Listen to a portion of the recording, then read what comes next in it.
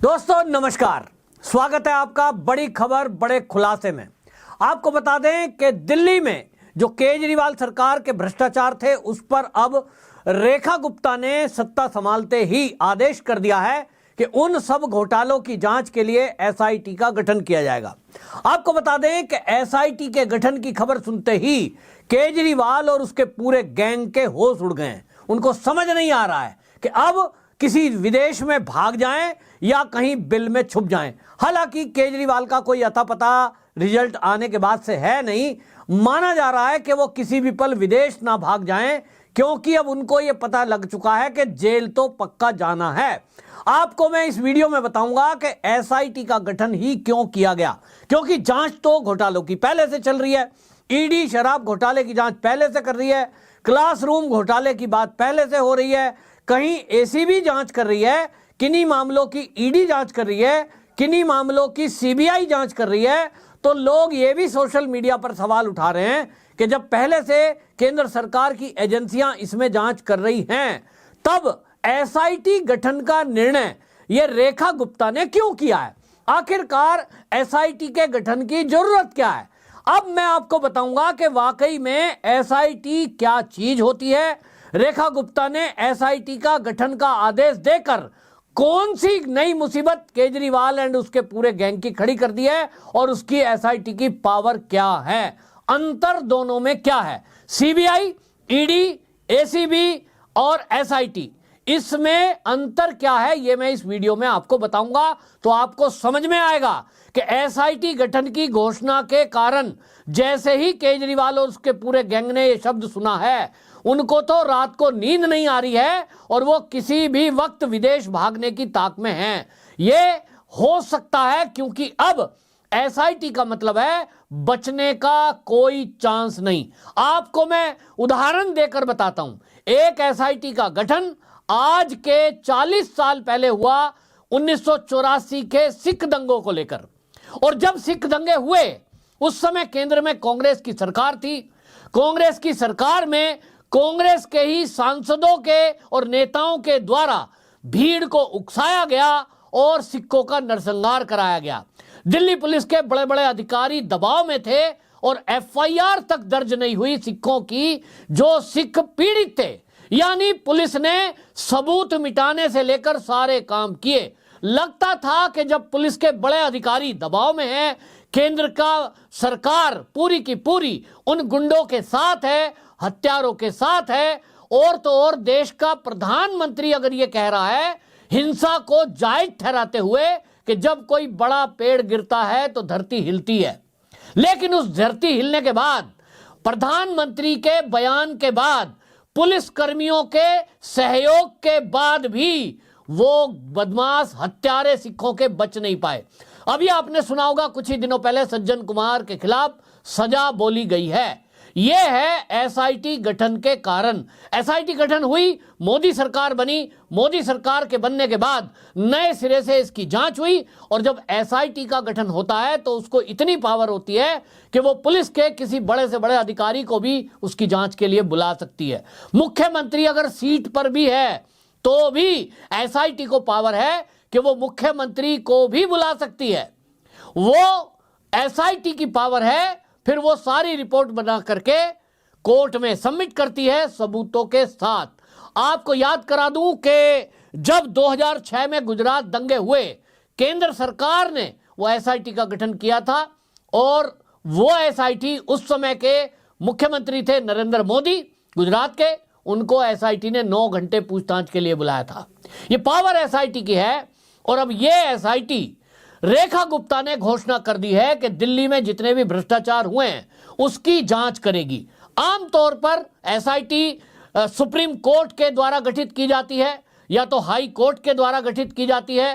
केंद्र सरकार यानी संसद के द्वारा भी एसआईटी गठन की जा सकती है।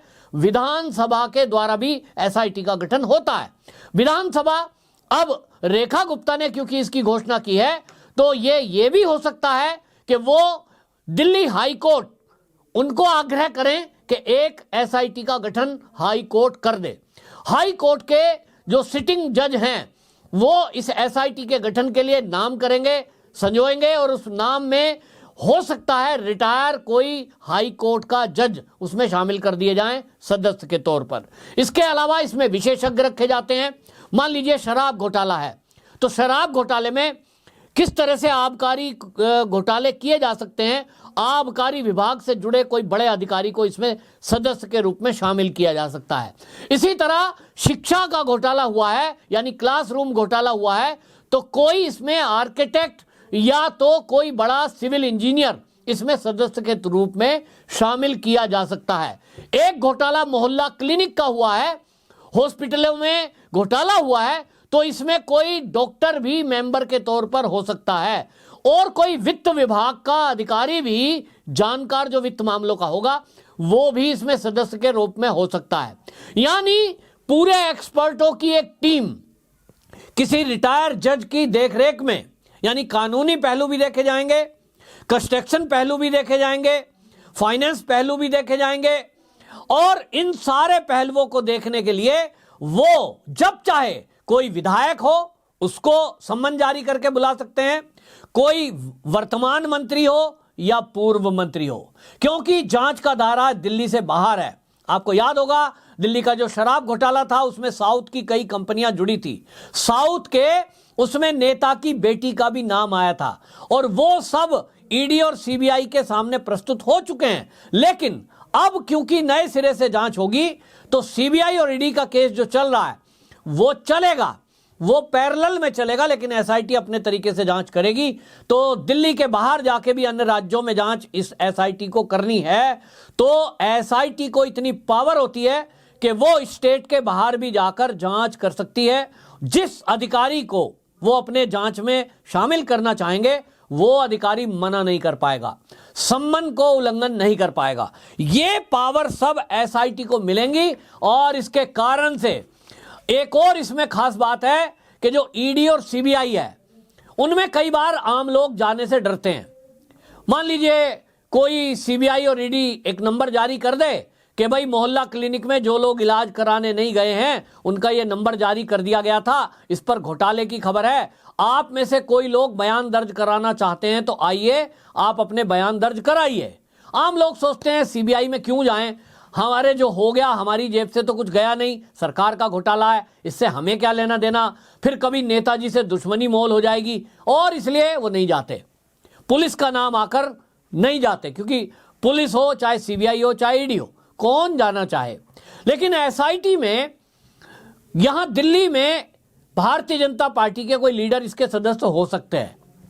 एसआईटी में कोई भी विधायक अगर सदस्य होगा, कोई भी नेता ऐसा इसका सदस्य होगा, तो नेता का मिलना एक सरल है। मान लीजिए कोई भी ऐसा विधायक, उदाहरण के लिए रविंदर सिंह नेगी अगर इस एसआईटी में इसमें सदस्य के तौर पर शामिल कर दिए गए, जैसा मुझे उम्मीद लग रही है, तो अगर रविंदर नेगी को इसमें एसआईटी में मेंबर बना दिया, तो रविंदर नेगी जी अगर कहेंगे कि भाई स्कूल के घोटाले, शराब के घोटाले के बारे में यदि किसी को कोई जानकारी है, मुझे आकर मेरे दफ्तर में मिल सकता है, मुझे कॉल कर सकता है फलाने नंबर पर, मैं खुद संपर्क करूंगा और निश्चित रहिए आपकी कोई जानकारी लीक नहीं होगी। तो आम जनता को एक अपने विधायक पर ज्यादा भरोसा है, विधायक उनके टच में रहते हैं दिन रात, और इसलिए रविंदर सिंह नेगी जो जानकारी जुटाएंगे वो बेहतरीन हो सकती है।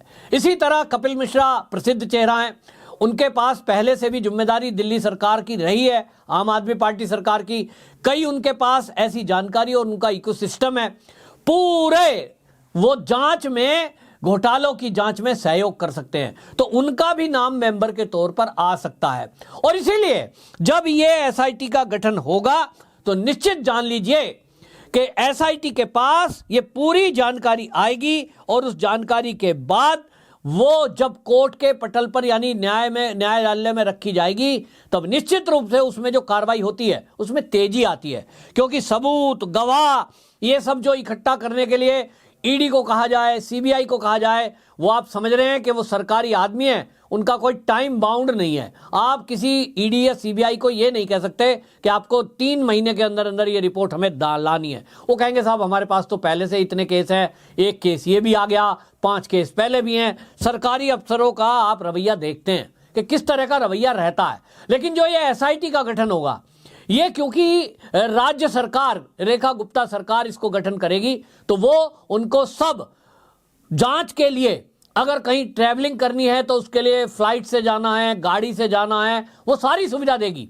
उसके बाद उसको फंड भी मिलता है, खर्चा मिलता है और उसका टाइम बाउंड होता है। मान लीजिए एसआईटी गठन के बाद कहा जाता है कि 6 महीने के अंदर आप अपनी जांच रिपोर्ट रखेंगे, तो उसको फिर विधानसभा के पटल पे भी रखा जाता है। यह भी बताया जाएगा आम पब्लिक को, दिल्ली की जनता को, पूरे विधानसभा के पटल में उस रिपोर्ट के जो पॉइंट है उसको बताया जाएगा और दिल्ली वालों को भी पता चलेगा कि किस किस तरह का घोटाला उनके आम आदमी बने हुए केजरीवाल ने किया है। तो आप सोचिए कि जब ये घोटालों का खुलासा होगा, ये आम आदमी पार्टी के जो मेन नेता हैं, खासतौर पे केजरीवाल, जो ढीली शर्ट पहन के और रेनॉल्ड का पेन ऊपर लगाकर, हवाई चप्पल पहनकर कहते थे हम तो आम आदमी हैं जी, हम तो जी आम आदमी हैं, नाम रख दिया आम आदमी और बन गए खास आदमी। सोने का टॉयलेट, उस पर तो इनकी लैटरिंग निकलती थी। 32 लाख के पर्दे, वो तो इनको खिड़कियों पे लगाने थे। अब आप सोचिए, ऐसा धोखेबाज आदमी अगर आम आदमी पार्टी बन रहा है, तो अब इनका एक एक घोटाला जब खुलेगा, एसआईटी जब इसमें जांच करेगी, तो निश्चित रूप से सबूत भी ज्यादा आएंगे और जल्दी आएंगे और इसका प्रभाव क्षेत्र ज्यादा है। तो जहां दिल्ली के बाहर शराब के घोटाले का पैसा गया है, चाहे वो पंजाब हो, फिर चाहे गोवा का चुनाव हो, फिर चाहे साउथ की लॉबी हो, इन सबको जांच में बुलाया जाएगा। और जिस तरह से कांग्रेस ने किया है, मैं समझता हूं, वैसा तो खैर अब पता नहीं क्या किया जाएगा, लेकिन मोदी जी के बारे में सुनते हैं कि जब वो गुजरात के सीएम थे, कांग्रेस के द्वारा गठित गई एसआईटी, उसने 9-9 घंटे मोदी जी से बातचीत की थी और पानी तक पीने को नहीं दिया था, ऐसा बताया जाता है। अब केजरीवाल का क्या होगा, ये मनीष सिसोदिया का क्या होगा, संजय सिंह का क्या होगा, और इस एसआईटी के जांच के घेरे में आतिशी मारलेना और सौरभ भारद्वाज और सत्येंद्र जैन भी आएंगे। क्योंकि जितने घोटाले दिल्ली में हुए हैं उसमें कोई मंत्रालय, कोई विभाग, कोई कार्यालय बचा नहीं है, सब लपेटे में आएंगे और इसका दायरा और बढ़ सकता है। हो सकता है कि दिल्ली के विधायक और इसमें दिल्ली के कुछ और आम आदमी पार्टी के जो केजरीवाल के खास नेता हैं वो भी लपेटे में आ जाएं। देखना होगा, बड़ा एक्शन होने जा रहा है। एसआईटी की जांच जल्द ही शुरू करने के लिए जल्द ही गठन किया जाएगा और जैसा कि घोषणा रेखा गुप्ता जी ने कर दी है कि संसद का सत्र जो 24 तारीख से 24 फरवरी से चलने वाला है, पहले ही हम दिन इस एसआईटी का गठन का आदेश कर देंगे। इसके बाद नाम का चयन हो जाएगा और इतने दिन, अभी तक 2-3 दिन के अंदर यह विचार उन्होंने कर भी लिया होगा कि कौन इसमें पूर्व न्यायाधीश रखा जाएगा, कौन इसमें कोई वरिष्ठ अधिकारी रखे जाएंगे। कई मेरे जानकारी में आया है कि पूर्व आईपीएस और आईएएस अधिकारी इसमें सदस्य के तौर पर रखे जा सकते हैं, क्योंकि ये वो लोग हैं जो ईडी और सीबीआई की जांच किस कदर हुई अभी तक और उसमें क्या प्रोग्रेस हुई उसको भी इस जांच में शामिल करेंगे, ऐसा सूत्रों से पता चल रहा है। यानी कुल मिलाकर के आम आदमी पार्टी के ये जो मुख्य नेता हैं, ये जेल की सलाखों के पीछे लंबे समय के लिए जाने वाले हैं। अब इन्हें बचाने वाला कोई पैदा नहीं हुआ है।